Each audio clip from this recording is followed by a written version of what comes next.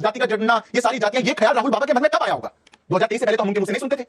उनकी दादी कहा करती थी ना जात पे ना पात पे मोहर लगेगी हाथ पे। उनके पिताजी कहा करते थे ये पिछड़े वर्ग वाले बुद्धू हैं। तो ये बहुत बड़ा एक षड्यंत्र है जो कांग्रेस पार्टी और पूरी इनकी जो जमात एक है, इकोसिस्टम जो है, ये उसको लड़ रहा है। जब इस देश में लगा कि हिंदू आस्थाएं और अस्मिता एकजुट हो रही है, तब ये डिवाइड एंड रूल वाली पॉलिसी लेकर के आए। जानते हैं आजाद भारत के इतिहास में 1951 में पहला संविधान संशोधन कौन सा हुआ? पहला संविधान संशोधन हुआ आरक्षण को लेकर।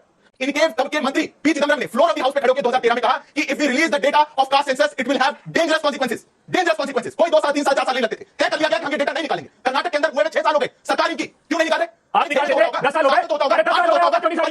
राहुल गांधी की जो शहादत की विरासत है उसको गाली दी, उनके मां बाप को गाली दी। ये गाली देने का प्रश्न था, ये जात पूछने का प्रश्न नहीं। सिद्धार्थ जी, ये बीजेपी को इतना ऑब्सेशन क्यों है राहुल गांधी से? पहले राहुल गांधी के बारे में, राहुल गांधी के पूर्वजों के बारे में, राहुल गांधी के वर्तमान, उनके भविष्य के बारे में, उनकी जाति के बारे में। अरे काहे का लेना देना इस देश का? राहुल गांधी कौन सी जाति के हैं?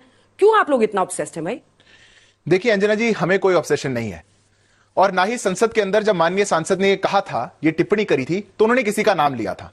पर 543 सांसदों में किसी एक ही व्यक्ति को लगा कि यह बात मेरी की जा रही है, वो तुरंत खड़े होकर के तिल मिलाने लग गए। अब कहीं ना कहीं तो चोर की दाढ़ी में कोई तिनका होगा, तभी तो ऐसा हो पाया। और इसीलिए जब यह सोचा जाए कि ये पूरा कास्ट सेंसस, जातिगत जनगणना, ये सारी जातियां, ये ख्याल राहुल बाबा के मन में कब आया होगा? 2023 से पहले तो हम उनके मुंह से नहीं सुनते थे। 2019 का चुनाव तो उन्होंने जाति जनगणना के नाम पे नहीं लड़ा, 14 भी नहीं लड़ा। 50 चुनाव उनके नेतृत्व में कांग्रेस पार्टी हार गई, कभी उन्होंने जाति की बात नहीं करी। पर ये जो हथियार है, ये 2023 में उनके हाथ में आया। और कोई भी बात अगर किसी नेता के द्वारा बोली जाती है तो उसके कुछ तो आधार हो सकते हैं। या तो कोई हिस्ट्री होगी कि उनकी पार्टी की, उनके पहले उठाने की, पार्टी की कोई पॉलिसी होगी, या परिवार की कोई बात होगी। अब परिवार में तो पढ़नाना पत्र लिखा करते थे सभी मुख्यमंत्रियों को कि अगर इस देश में दलितों का आरक्षण दे दिया गया तो ये क्वालिटी घट जाएगी देश की। उनकी दादी कहा करती थी ना जात पे ना पात पे मोहर लगेगी हाथ पे। उनके पिताजी कहा करते थे कि ये पिछड़े वर्ग वाले बुद्धू हैं। जब परिवार की ऐसी हिस्ट्री है तो ख्याल उनके मन में नहीं आ सकता। अब पार्टी की नीति भी ऐसी नहीं रही। पार्टी की नीति तो एमयू से, जामिया से आरक्षण छीनने वाली रही। पार्टी की नीति तो कर्नाटक में, तेलंगाना में आरक्षण छीनने वाली रही। पार्टी की नीति तो काका कालेलकर कमीशन को रोकने वाली, मंडल कमीशन को रोकने वाली, एनसीबीसी को अधिकार ना देने वाली। फिर क्या ऐसी बात है कि राहुल गांधी को 2013 के बाद लगा, 2023 के बाद लगा कि मुझे बात उठानी चाहिए? अंजना जी, मैं मानता हूं यह बहुत बड़ा एक षड्यंत्र है जो कांग्रेस पार्टी और पूरी इनकी जो जमात एक है, इकोसिस्टम जो है, ये उसको लड़ रहा है। एक डिवाइड एंड रूल करने आए थे ईस्ट इंडिया पॉलिसी वाले।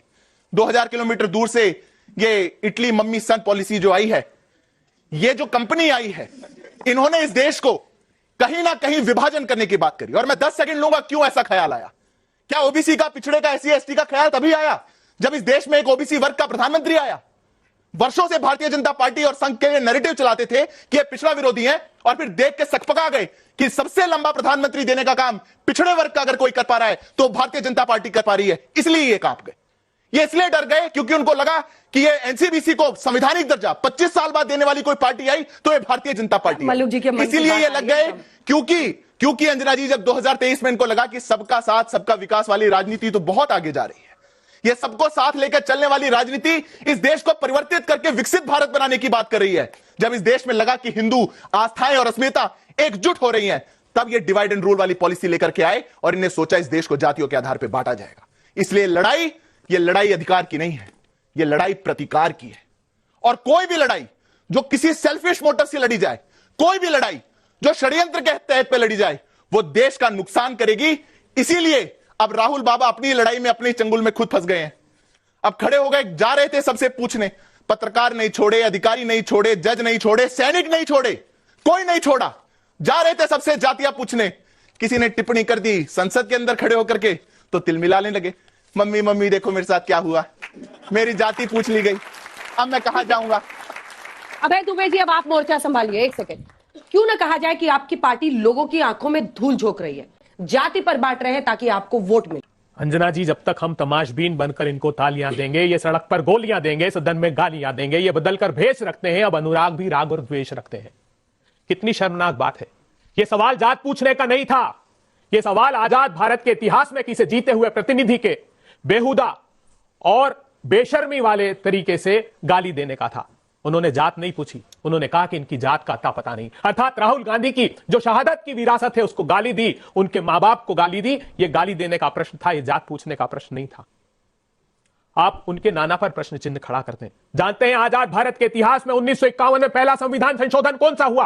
पहला संविधान संशोधन हुआ आरक्षण को लेकर, जब तमिलनाडु की अदालत में चंपक दुरई राजन नाम का एक मुकदमा लगा, क्योंकि हमारे आर्टिकल 46 में यह अधिकार राज्यों को दिए गए थे कि वो आर्थिक और सामाजिक अन्याय के खिलाफ आरक्षण को आकार देंगे। जब आरक्षण को आकार दिया गया तो अदालत में पहुंच गए लोग। उन्होंने कहा आर्टिकल 15 जो जाति के आधार पर, धर्म के आधार पर विभेद की अनुमति नहीं देता, तो ये फंडामेंटल राइट के अगेंस्ट है। लेकिन पंडित नेहरू ने आर्टिकल 15(4) एक संविधान का संशोधन कर दिया और कहा कि नहीं, समाज के अंतिम पंक्ति के लोगों को आरक्षण देना अनिवार्य है। काका कालेलकर की कमेटी का प्रश्न खड़ा करती है अंजना जी। मैं पूछना चाहता हूं भारतीय जनता पार्टी से कि क्या वो सहमत है काका कालेलकर की रिपोर्ट को लागू करने के लिए? उस समय पंडित नेहरू को यह संदेश दिया गया कि जो शिवदयाल चौरसिया थे काका कालेलकर कमेटी के, उन्होंने 85 पन्नों का एक डिसेंट नोट दिया था। उन्होंने कहा था कि यह समिति इस बात की सिफारिश करती है कि आरक्षण आर्थिक आधार पर दिया जाए, पिछड़ों को जाति के आधार पर नहीं दिया जाए। पंडित नेहरू ने एक लाइन में उस प्रस्ताव को खारिज कर दिया। बात आती है मंडल कमीशन की, तो इंदिरा गांधी जी पर आरोप लगाते हैं। 2 बार मंडल कमीशन का कार्यकाल इंदिरा जी ने बढ़ाया, जिस पर बधाई दी मंडल कमीशन, बीपी मंडल साहब ने, और इंदिरा गांधी जी की शहादत हो गई, इसलिए वो लागू नहीं हो पाए। पिछड़ों को आरक्षण का प्रश्न है तो सोनिया गांधी जी ने अग्रणी भूमिका ली।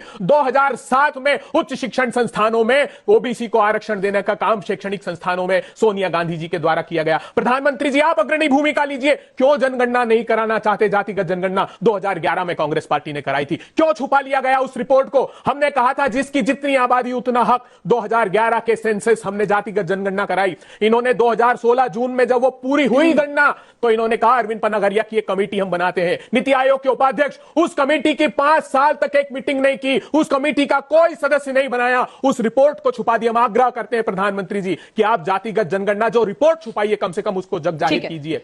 पहली बात तो एक छोटी सी बात, अभी जोश जोश में कहते हुए कह रहे थे कि इनके राहुल जी के नाना के बारे में बोला गया। नाना के बारे में नहीं बोला गया, नाना इटली में, उनके बारे में किसी ने नहीं बोला। हमने पढ़ नाना के बारे में बात की थी, वो भारत के प्रधानमंत्री थे, उनकी बात की। तो थोड़ा जोश में थोड़ा देखना चाहिए, ज्योग्राफिकल एरिया बदल जाता है। दूसरी बात इन्होंने कहा, मैं एक बार आग्रह करूंगा ये दरवाजा यहां से बंद कर दिया जाए ताकि भागे ना, क्योंकि जितने प्रश्न पूछे गए हैं एक का जवाब नहीं दिया। बड़े नाना ने क्या लेटर लिखा था, कोई जवाब नहीं दिया। क्या आपने इंदिरा जी बोलती थी, कोई जवाब नहीं दिया। किसी बात का कोई जवाब नहीं दिया। फैक्चुअल बात बता देता हूं, इनके तब के मंत्री पी चिदम्बरम ने फ्लोर ऑफ द हाउस पे खड़े होकर 2013 में कहा कि if we release the data of caste census it will have dangerous consequences. Dangerous consequences. कोई 2 साल 3 साल 4 साल नहीं लगते थे। तय कर लिया गया कि हम ये डेटा नहीं निकालेंगे। कर्नाटक के अंदर हुए 6 साल हो गए, सरकार इनकी क्यों नहीं निकाल रहे? आप निकाल देते, 10 साल हो गए तो होता होगा। अरे 10 साल हो गए, क्यों नहीं जारी किया? बताइए। पॉलिसी है, जितने साल हो गए उस सेंसस को, आपने आज तक क्यों नहीं जारी किया? सेंसस अंजना जी ने पूछा, सेंसस नहीं करा। जितनी बातें अभी कही एनसीबीसी को लेकर के, एनसीबीसी को लेकर के, कास्ट सेंसस को लेकर के, आप अगर ये जवाब देके यहां से चले जाए तो मैं मान जाऊंगा। एक बहुत महत्वपूर्ण बात बोलना चाहता हूं, मैं किसी के बीच में नहीं बोला था। घनश्याम जी बड़ा सीरियस चेहरा बना के बोल रहे थे कि देश में गाली देना ठीक नहीं है। बिल्कुल ठीक बात कही, गाली देना बिल्कुल ठीक नहीं है। तो बिल्कुल भी नहीं, देश में ही कहीं ठीक नहीं है, संसद के बाहर भी ठीक नहीं है। आप यहां मत देने लग जाइए मेरे को, ये संसद नहीं है तो गाली देंगे। सुनिए बात, आप मानते हैं अनुराग, मेरी बात को सुनिए। आपने गाली देना, ये बात तो बहुत अच्छी गई, पर जब आदरणीय प्रधानमंत्री की जाति के बारे में कहा जाता था तो घनश्याम जी कहां जाते थे? जब भारत जोड़ो यात्रा में राहुल गांधी माइक पकड़ के प्रधानमंत्री के लिए ये कहें कि जाति बदल ली गई, जात का पता नहीं, मोदी जी जाति बदल ली गई, ये ओबीसी नहीं है, कोई जाति बदल सकता है क्या? मैं आपके बीच में नहीं बोला था, तब कहां गए थे? जब आपने प्रधानमंत्री के लिए कॉलम में भरेंगे, आप सुनेंगे बात, बारी बारी से बोलिए, एक सेकंड प्लीज। आपके बीच में नहीं बोला था। जब देश के प्रधानमंत्री के लिए यह कहा गया कि बोटी बोटी काट दूंगा, वो बहुत अच्छा था।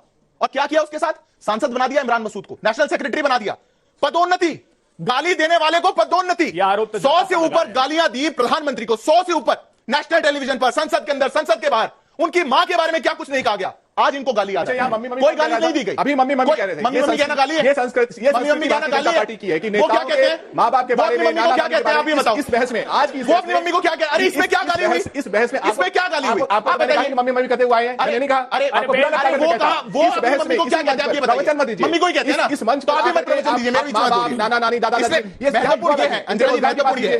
मैं जानता हूं ये चाहिए कि विषय भटक जाए। ये जो सेंस ऑफ एंटाइटलमेंट है ना कांग्रेस पार्टी का, राहुल गांधी का, उस पर अभी जी मेरे पास भी आवाज है, आपकी बारी आएगी। क्या होगा? अब सुनिए बात को। ये जो सेंस ऑफ एंटाइटलमेंट है कांग्रेस पार्टी का कि हम जाएंगे सबसे जाति पूछ सकते हैं, हम जाके किसी से कुछ भी पूछ सकते हैं, हम सबसे बड़े हैं, पर कोई अगर हमारे बारे में टिप्पणी कर देगा तो इस देश में पूरा भूचाल आ जाएगा, एक भूकंप आ जाएगा, वोल्केनो निकल जाएगा बाहर। इस एंटाइटलमेंट से बाहर निकलिए। इनके फोरफादर्स भी ऐसे ही रहे, तीनों अपने फोरफादर्स तक जा रहे हैं आप, क्या जरूरत है? अब देखिए जरूरत क्या है? अंजना जी अरे जो बताना तो आपके पड़ेगा ना। समकालीन है उस पर बोलिए ना भाई। नहीं अंजना जी, एक सेकंड लूंगा। बताना तो पड़ेगा ना कि इंदिरा जी ने, नेहरू जी ने, अरे इंदिरा जी ने शहादत खुद को दी रहते देश हुए के लिए। भारत रत्न दिया। राजीव गांधी बाबा जी साहब ने अम्बेडकर शहादत को दी क्यों नहीं देश दिया? के लिए। पंडित बाबा साहब नेहरू अम्बेडकर 2 साल 1990 में भारत रत्न जेल लेंगे, में रहे। ये 56 में ले जब लेंगे, ये 60 में ले लेंगे, ये 70 में ले लेंगे, क्यों ले लेंगे? शंखनाथ हम क्यों लोग ले लेंगे? आप लेके बताइए ना। बूढ़ी गांधी आप अगर पिछड़ों के हितैषी हैं तो बाबा साहब अम्बेडकर को क्यों नहीं दिया भारत रत्न? करके बोलने का क्या नहीं है आप लोग। हम लोग चलते हैं बाहर, आप लोग लड़ते रहिए, अभी चलते हैं हम लोग। बाबा अम्बेडकर हम लोग निकल जाते हैं, आप लोग लड़ते रहिए। बाबा अम्बेडकर साहब की भी इन्होंने तौहीन करी और अम्बेडकर उनकी साहब को विचारधारा भारत रत्न हमेशा क्यों नहीं इन्होंने दिया, इसलिए कॉन्स्टिट्यूशन कोई असेंबली में प्रश्न है, खिलाफत इसका करी। जवाब देना चाहिए आपको। एक सिंपल क्वेश्चन। देखिए जो 64 में दिया नेहरू एक जी को, सेकंड। 81 में दिया इंदिरा जी को, ठीक है, जरा 91 में दिया राजीव जी को। बताओ बाबा साहब को कब दिया? बताओ बाबा साल बताओ साहब, कब दिया? बाबा साहब, अरे बाबा साहब अम्बेडकर मोहताज नहीं